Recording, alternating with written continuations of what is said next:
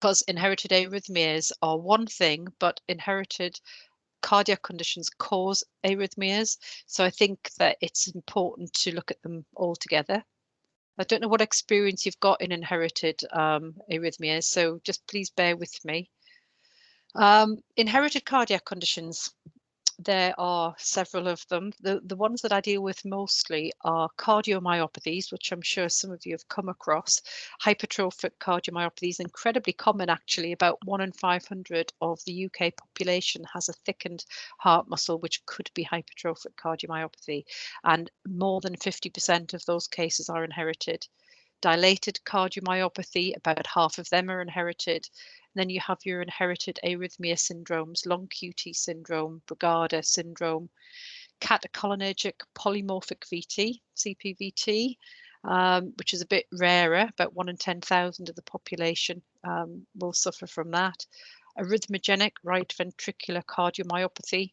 And then you've got things like connective tissue disorders, Marfan syndrome, and thoracic aneurysm syndrome. You get familial hypercholesterolemia, which can cause an awful lot of premature ischemic heart disease. And then there are lots of conduction disorders which affect the electrical conduction in the heart, and they can be progressive. So why do we carry out family screening for inherited cardiac conditions? My job is to screen first-degree relatives of somebody who is affected by either a definite or a possible inherited cardiac condition. Back in the late 1990s and early noughties, it became apparent that more and more people were becoming aware of inherited cardiac conditions. The National Service Framework for Coronary Heart Disease, which was written in the very early noughties, was updated in 2008 with a chapter on arrhythmias and sudden cardiac death. And the reason for that is that most inherited cardiac conditions are passed on within families in an inheritance pattern called autosomal dominant. And for those of you who don't know much about genetics, autosomal means that it does not get inherited via the sex chromosomes. It's usually the gene mutation is on one of the other autosomes, which is one of the chromosomes that doesn't determine gender. And dominant means that you just need one copy of a mutation, a mutated gene, in order to pass it on.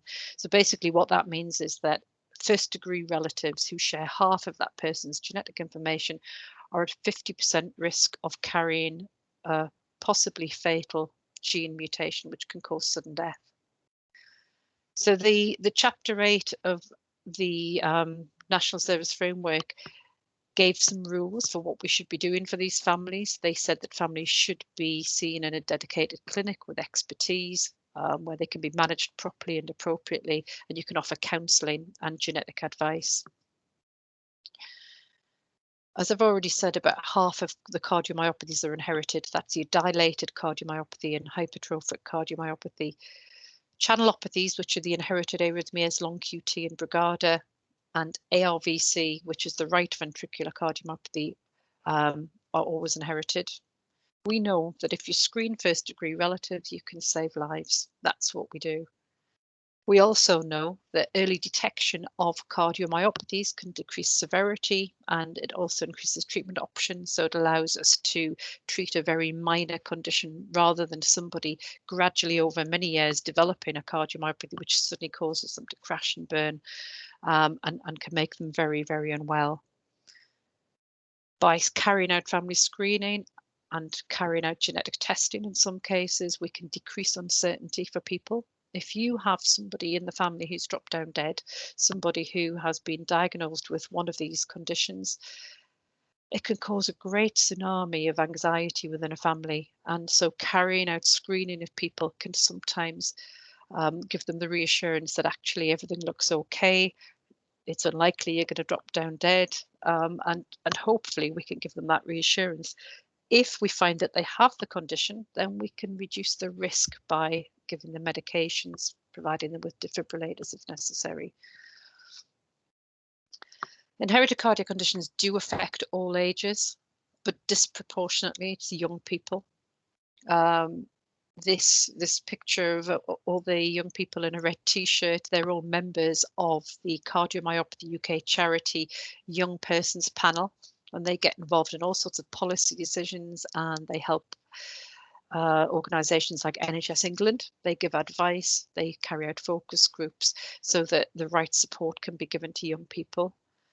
The young guy lying down with his mum's hand on his head is a patient of mine called Scott, who, when he was 21 and at Oxford University, was at the gym and just collapsed, had a cardiac arrest, and luckily they had a defibrillator. He survived. He woke up in hospital with his mum and dad there, who dashed down from the northeast, and he didn't know what had happened. Luckily, he survived. He's okay. He's neurologically intact. And we are now carrying out genetic testing within him, and we're screening his relatives. And the lady with the 3 children on the right here is a lady called Nicola, who has long QT syndrome, which was found after, sadly, her sister dropped down dead. She was in the middle of a phone call with her, went quiet. She went dashing around there and found her sister collapsed with the phone still in her hand. Tragic. That's often the first symptom of inherited cardiac conditions. Since then, she's been found to have long QT syndrome, and her 3 children are undergoing predictive testing. So hopefully we can save their lives. The Cardiac Family History Service, I started working in inherited cardiac conditions after a long and very mixed career, but lots of it in cardiology in Newcastle and down in London before that. The Cardiac Family History Service was set up in 2009. It's a regional service that covers the whole of the North region, which is from Middlesbrough and down to North Yorkshire in the south, right up to Berwick-upon-Tweed, the borders, and across to North Cumbria. There are 3 cardiac genetics nurses who are based at Sunderland, Middlesbrough and Newcastle, and I'm the one who's at Newcastle. So cardiac genetics nurses, what do we do? Please forgive this, but I thought it was quite good. I often describe cardiac genetics nurses to patients and families as clinical detectives, so a bit like Sherlock Holmes, but without the deerstalker. What we support, we investigate families for possible inherited cardiac conditions. We provide counselling, information. We draw family pedigrees so we can identify people who might be at risk. We organise and we carry out investigations, clinical investigations, so echoes, ECGs, sometimes exercise tests, 24-hour tapes, and we advise about the implications of inherited cardiac conditions. Phenotyping is important. So a genotype is a genetic roadmap, if you like. It tells us what the genes are in that person and whether or not they have an abnormality in them. And the phenotype is how does that present in somebody. It's really important to get detailed information about how people are within families, because some inherited cardiac conditions can present in different ways within the same family. So it's very important to get that phenotyping right, because it gives us clues as to which gene alterations to look out for. We talk about the signs and inheritance patterns with families and answer their questions about risk. And we work out the probability of inherited cardiac disease within these families, whether that be cardiomyopathies, inherited arrhythmias, or in sudden death families.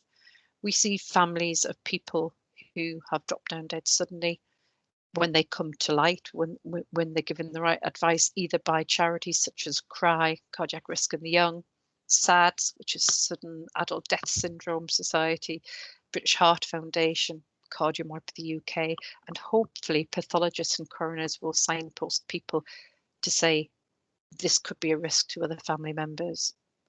Sometimes there is no family history whatsoever of any heart disease within the family, and the first symptom, sadly, is sudden death. This is just a slide just to show you how busy we've got from starting the service in 2009 up to 2020. Did crash a little bit this time last year and throughout the year, but it started to build up again.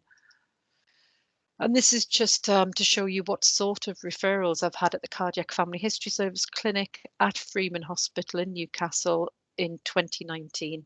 You can see that the majority are cardiomyopathies, and the rest are a smattering of inherited arrhythmias largely.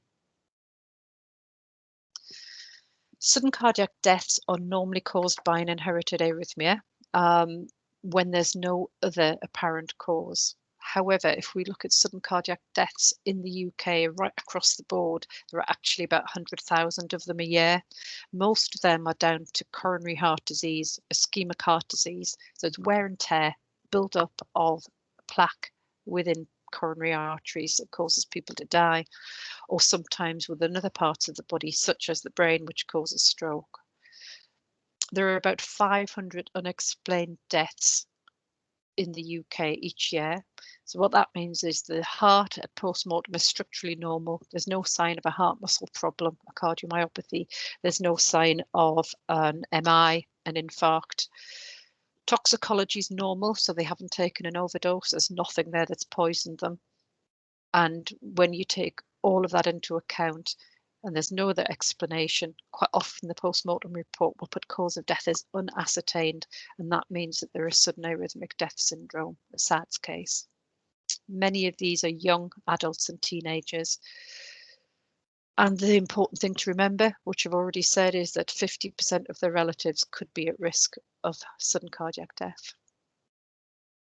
In the northern region, there are about 50 sudden cardiac deaths annually. Some of these are down to ischemic heart disease, and some of the young people die because they have an inherited form of high cholesterol. So they have a familial hypercholesterolemia, which has got a very definite diagnosis. And if you come across anybody who seems to have a lot of people having heart attacks in their family, might be worth asking, has anybody had their cholesterol checked? Because it's so treatable. Put somebody onto statins and you reduce the risk right down. Other young sudden cardiac deaths can be down to aortic dissection. That can be because people have got an inherited connective tissue disorder, and familial thoracic aortic aneurysm.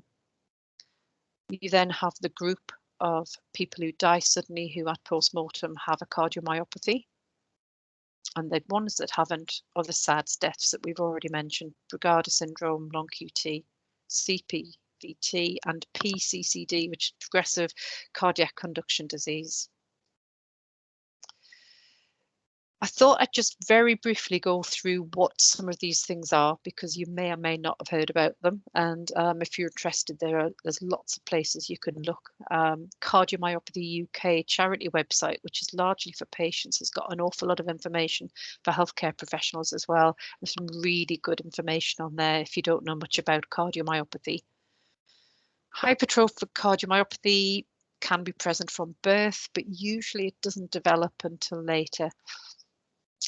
Interestingly, I think, and quite sadly, children and infants who are born with hypertrophic cardiomyopathy are often very, very unwell, whereas a lot of the people that I come across, it's developed over time, and people can present anywhere from their teens up to their 60s or 70s. When it's inherited, it usually presents a bit earlier, but it can present at any time. Normally, it's passed on in an autosomal dominant fashion. So that means that relatives, first degree relatives, have a 50% chance of being at risk. And it can present in a variety of ways.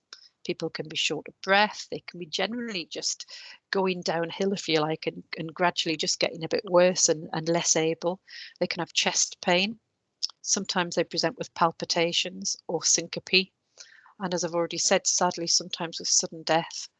It's usually when we have a look at it on MRI or echo, instead of having a nice even wall thickness, the septum between the left and right ventricles is very often asymmetrically thickened compared to the outer walls, but you can get concentric thickening all the way around, and it can cause either a reduced heart function, so they can present with heart failure symptoms, or you can get electrical disturbances because they have myocardial or myocyte disarray or fibrosis. And that's where the cells, if you think of the, I don't know if you can see me in the bottom of your screen, but if you think of the heart muscle cells as all being lined up like that, in myocardial disarray or myocyte disarray, the heart muscle cells are kind of higgledy-piggledy, like interlocking your fingers, and that can cause electrical disorders of the heart, arrhythmias.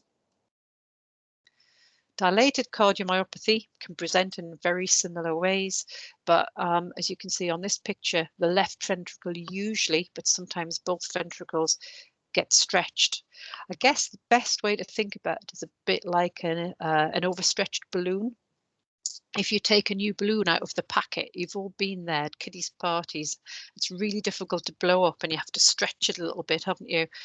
But once you've blown it up, if you hold it at the neck and you put your other hand around the ball of the balloon, it's quite firm. It's got a lot of elastic in the walls. And when you let go of the neck of the balloon, the air rushes out and it can fly around the room. And that's quite a good analogy for what the normal ventricles should be like. The walls are nice and firm. They've got a lot of elastic in them. They bounce backwards and forwards and they cause a good pumping action. In dilated cardiomyopathy, it's like taking that balloon and blowing it up 10 times so that when you give it a squeeze, it's a little bit saggy, if you like, hasn't got the oomph in it, so that when you let go of the neck of the balloon, the air comes out very slowly because it hasn't got that elasticity in the walls. And I think that's a really good analogy for what happens in the ventricles of somebody who has a dilated cardiomyopathy.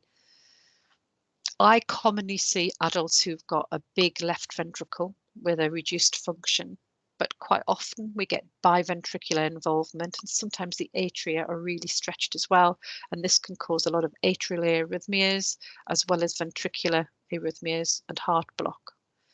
Sometimes they present with clots, chest pain, murmurs, and again sudden death. ARVC, or arrhythmogenic right ventricular cardiomyopathy. This affects principally, but not exclusively, the right ventricle. It's a progressive disease which can start at, well, in children, sort of once they get to double figures, we're more likely to see it, although it is rarely seen in younger children.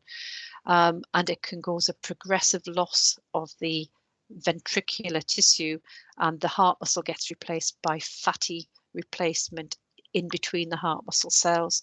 It can generate areas of electrical instability, and it can cause ventricular tachycardia or ventricular fibrillation. Okay, I know this is a whistle-stop tour, but I am very aware we haven't got an awful lot of time. Long QT syndrome is what we call a channelopathy. It is an electrical disorder which is inherited. It affects the channels, the ion channels in the cell membranes, which open up and close again to let the charged particles, the sodium, potassium, magnesium, calcium, go across the cell membrane. And it's those ions moving with an electrical charge that causes an electrical current that goes down through the heart. When you have a problem with the genes that affect these channels, it can either make them stay open for too long or make them close too quickly. And depending on which channels they are, particularly the potassium and sodium channels get affected, it can cause the potential to have electrical disturbances, which can cause VT, ventricular tachycardia. Long QT syndrome is largely down to potassium channels staying open for too long, and sometimes the sodium channels. And what it does is it causes a longer repolarization in the heart muscle cells. So you get the ions that go across the channels, which causes depolarization of the cells, and then you get them reversing, which causes repolarization. And in long QT syndrome, it takes longer for repolarization, which means that the heart muscle cells are in a more unstable state for longer than they should be, so that if the next signal comes along, it can cause irritability of the cells and trigger ventricular arrhythmia. It can cause blackouts, palpitations, seizures, and sudden death. I'm not going to go through this, we haven't got time, but we measure the QT interval on the ECG and then we correct it for heart rate. Because obviously if you've got a very slow heart rate and you look at an ECG, it's going to look a bit more elongated. So you have to take heart rate into account. And this is Bazet's formula, which is what a lot of the cardiologists use. You don't need to know that unless you're doing it on a daily basis. And this just shows you that there are different types of long QT syndrome. Long QT1 and long QT2 are potassium channelopathies, and long QT3 is a sodium channelopathy. Sometimes the ECG has a slightly different morphology, but again, you don't need to worry about that. There are some management and clinical management and lifestyle issues associated with the different types. So quite often, but not exclusively, type 1 long QT can be syncope and cardiac arrest can be triggered by swimming in cold water or exercise. Type 2 can sometimes be caused, people can have syncope caused by loud noises, the startle reflex, sudden arousal. And I have actually come across a family where one lady collapsed every time there was a loud noise, and she actually had a cardiac arrest when she was having an argument with a neighbour, and she went in and banged the door shut, and that was enough to make her go down. Type 3 long QT is much more often associated with people dying in their sleep or having syncope in their sleep, having fits, having abnormal breathing, agonal breathing in their sleep, and it often wakes up partners, and sometimes shaking them will actually wake them up and they come out of it. There are medicines to avoid. We know that these channelopathies can be affected by certain medications, and some of them are quite common. So, for instance, things like erythromycin and some antihistamines, some antifungal medicines will cause the QT interval to be prolonged. The longer the QT interval, the more likely it is somebody will have a ventricular arrhythmia.